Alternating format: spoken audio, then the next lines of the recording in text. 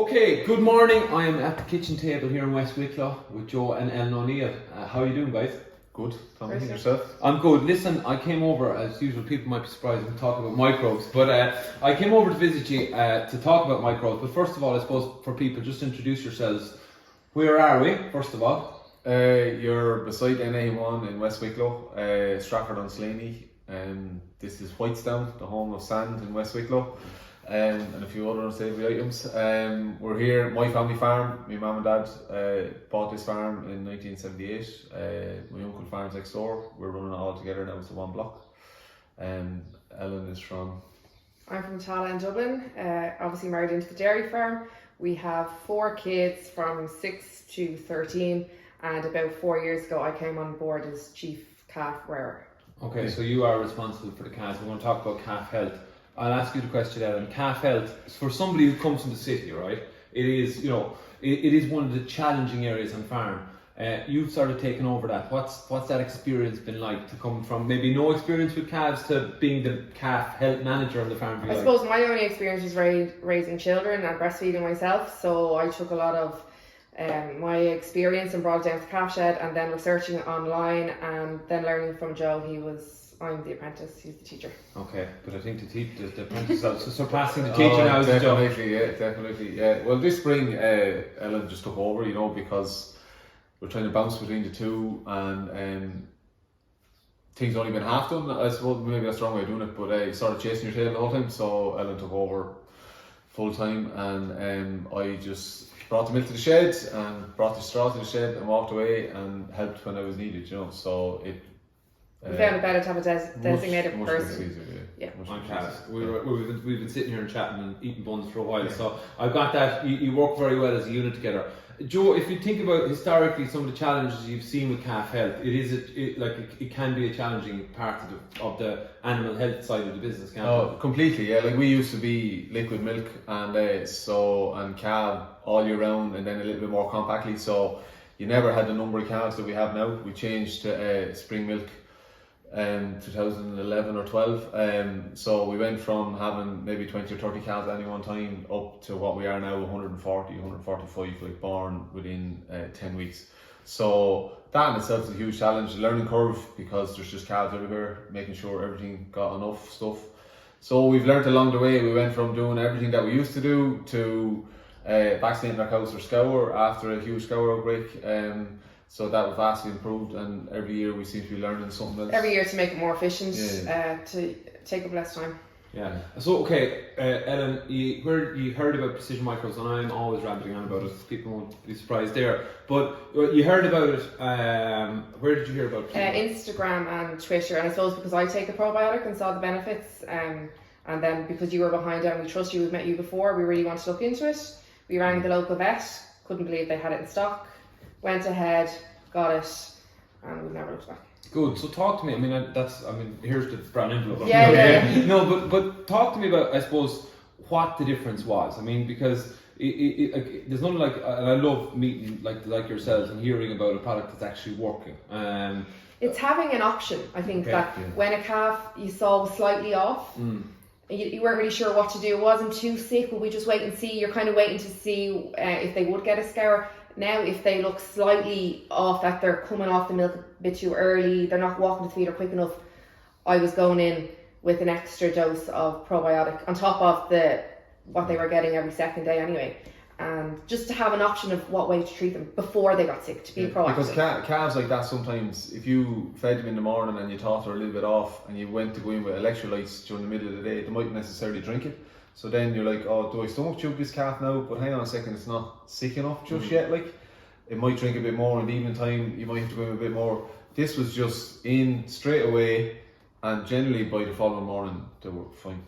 So the big thing is, I know the science behind it, right? But people have said to me, Asher, Tom, you'd sell 70 hours. It's just, but what I've been really excited about is people can see a difference in the calves. So, and you're down with the calves all the time. You can see that difference in I suppose, recovery from the diarrhea. But when they're on it long term, health-wise, you can see appetite and stuff. What were you seeing? Well, first of all, hardly any were getting sick in the first place. The minute we saw them slightly off, they were getting it, and we were just in previous years, those weeks or days of sickness that we'd get in calves, we just weren't getting. I think we've only had 2 that got quite a bad scour, and we just kept giving them daily doses, no antibiotic, and they were fine. That's unheard of on our farm. Okay. Because one of the things that with the microbes is that it's you went full throttle, full belief, disciples. You gave the 30 mils a day, so like that's what it's designed for. I mean, a lot of people use it just for scour recovery. You still do get scour, obviously, but it's the bounce back, isn't it, when you top them up? In the past, if a calf got a scour and it recovered, you could nearly pick that calf out a month later, or 6 weeks later, or 6 months later with its group of herd mates. Now there's absolutely no difference whatsoever. You know, they had no check in growth, no moping around for a week, no another week trying to get better. You know, okay drinking, but just behind, like they literally stopped growing for it, whatever. Now there's just, you know, there's no check in growth rate, there's no, you know, they're just driving on. The labour saving cost, there was just, you can't put a figure on not having calves sick. You have so much time, you have so much more time to do bedding, to just in general look after them. Yeah, that's something people have said to me. And of course, as well, as much as credit as I love Precision Microbes for taking for all that, you've been constantly improving year on year. You've been, you've been trying. It's about progress, not perfection. Often with farming, isn't it? Yeah, we've always struggled with that, and I think it happens in a lot of cases that you hit that pinch point in calving we were talking about earlier on, where you've got like 80% of your cows are calved. Some people would still have 100% of them calves on farm. We would have a good 70% of them calves all on farm. They're all on milk. You're chasing grass. The weather might be against you. You're dealing with other young stock, and then just labour, and time. And a scour outbreak then, just purely down to time. Like it might necessarily be a bad one, but just can explode. It takes the wind out of your sails for a few weeks, and then all of a sudden you're under pressure completely. Whereas we manage that because they were getting it every day or every second day, depending on what age they were, and to just, you know, when we hit that bump on the road, then we didn't have to slow down. We just, you know, coasted on. Second last question, right? So everyone's talked about antibiotic reduction, and we produce trials that say it works in reducing antibiotics by certain percentages.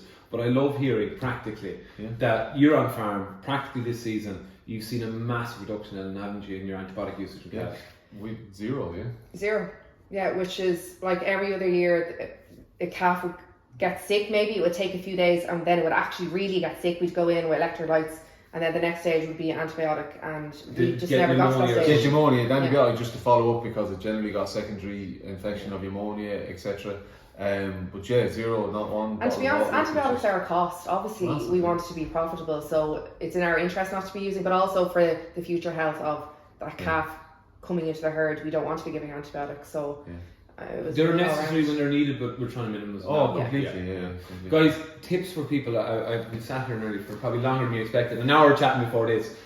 You've been on a long road to get to here. What's the next phase for you? What are the lessons, the hard lessons you've learned along the way? We just have to make the decision next spring whether we're going to start feeding it from day one or trusting the quality of our colostrum for the first 10 days, which is what we've done this year, and I think it worked well enough. So, but maybe on the dairy heifers next year we use like semen, so we'll have less of them. We might just go in day one to give them the extra insurance, and then after the transition milk with the others. This year we were really, maybe because we didn't have sick calves, we were really on top of bedding, keeping on top of that kind of thing. Calves were being moved out of pens very quickly. We were cleaning out sheds, power washing, liming, very regular, that we maybe wouldn't have done before as well. We're just getting more efficient.